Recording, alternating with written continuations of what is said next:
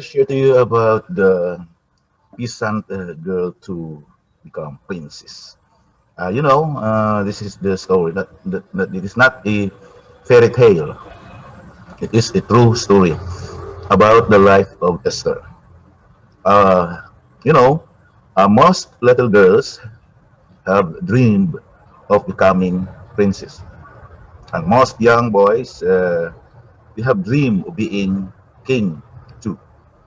The princess and the king's dream lives on into adulthood for most of us. Why else would contemporary would be captivated by a storybook reading of Princess Diana and Prince Charles years ago? Uh, it was an estimated of 750 million people in 74 countries dropped what they were doing and crowded around television sets to watch the ceremony of first English woman to marry an heir to the British throne in over 300 years. Every eye followed Lady Diana as she walked down the aisle of St. Paul's Cathedral in a royal procession to meet Prince Charles, in the words of Archbishop of Canterbury. This is the stuff of which fairy tales are made. Otherwise, happy and contented women around the globe suddenly felt the familiar pangs of their childhood, longing to be a princess bride once again. Very few modern nations or cultures, countries to have royalty or princes, but little girls still dreams of one day being princess bride, and little boys still imagine becoming king.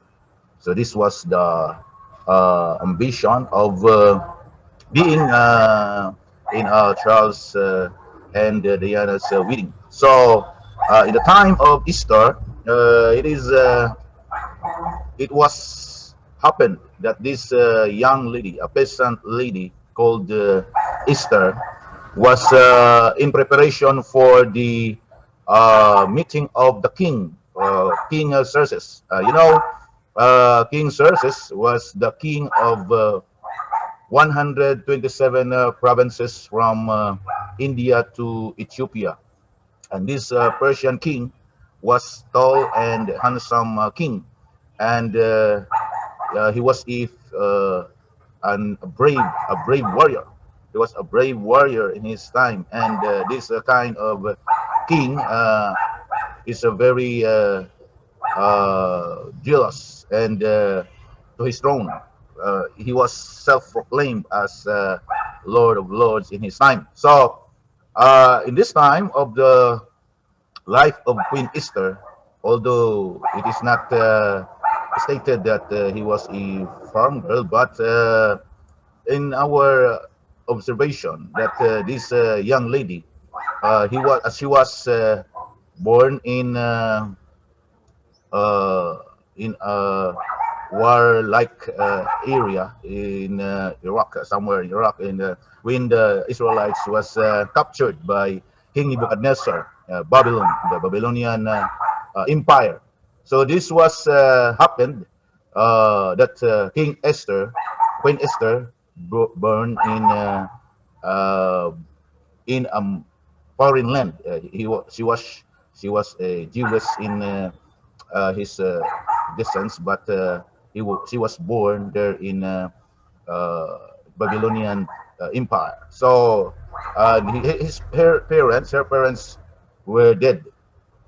His father and his mother were dead, and Mordecai was the one who nurtured her to become a an adult. So in this time of because Mordecai was one of the uh, king's keeper of his palace of King Xerxes.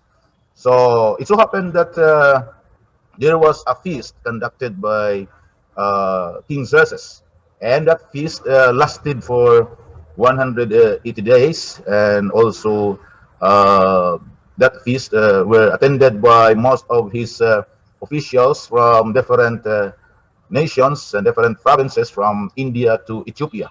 And it so happened that uh, King Xerxes requested for Queen Vashti to attend, so that the officials of King Xerxes in his kingdom will see the beauty of Queen Vashti. But Queen Vashti refused to attend the calling of King Xerxes. We don't know what's the reason, but it is found that this Queen Vashti refused the request of King Xerxes. So King Xerxes was furious. He was furious on that because Queen Vashti refused his request. So he need to have the advice, seek advice from the seven counselors, the closest advisors of Queen Xerxes. And the advisors, one of the advisors, Mimukan, advised the king to make a decree, to make a law in his kingdom that Queen Vashti must be rejected and cannot be queen anymore. And the throne of the queen must be given to another woman better for her. So the queen throne was vacant, and because of that, King Xerxes wanted to have another queen because she had many concubines, and but it was not good for him to have no queen.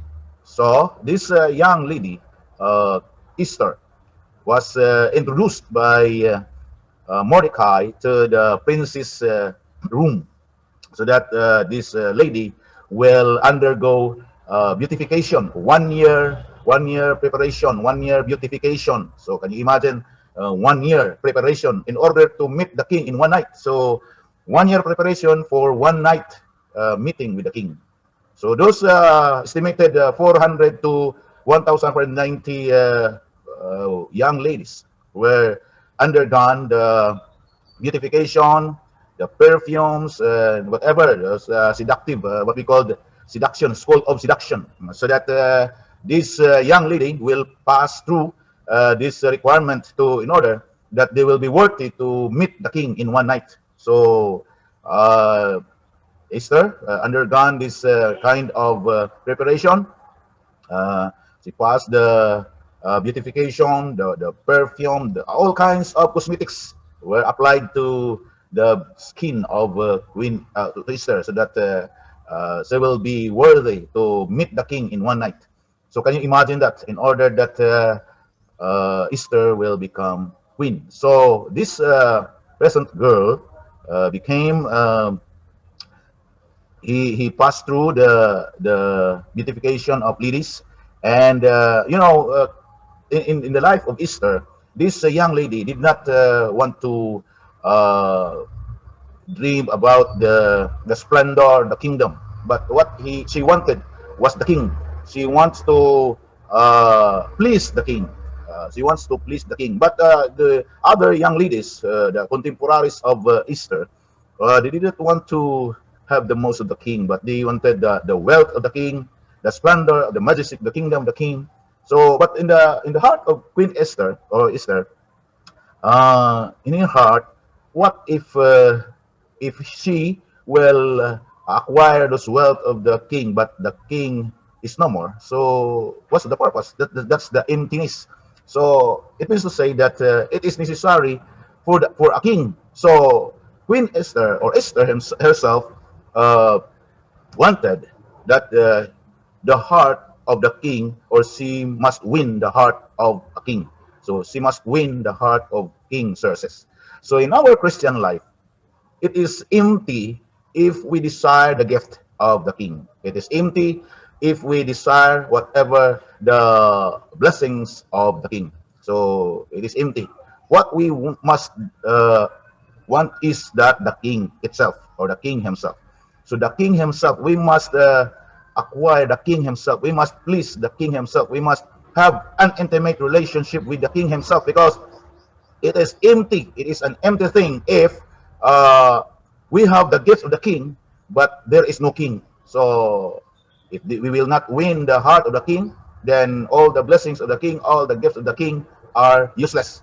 So it is important that the king is ours. Is We win the heart of the king. So that is how Esther being become the queen of in the palace of King Xerxes, because Esther win the heart of the king.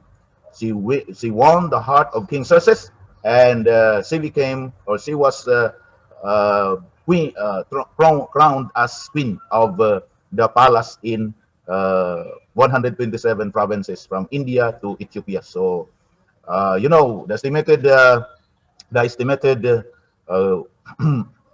according to the historian, Greek historian Herodotus, it was 100 tons of gold, the wealth of King Xerxes. It was 100 tons of gold and bullion of silver, and they found there are many gold minted coins, but that was only a fraction of the wealth of King Xerxes. It's because, according to the historian, Alexander the Great, when Alexander the Great invaded the Persian Empire, the Persian kingdom, the Persian palace, it so happened that that was the amount that they collected, the amount that uh, Alexander the Great was collected. So that's all about the life of Queen Esther.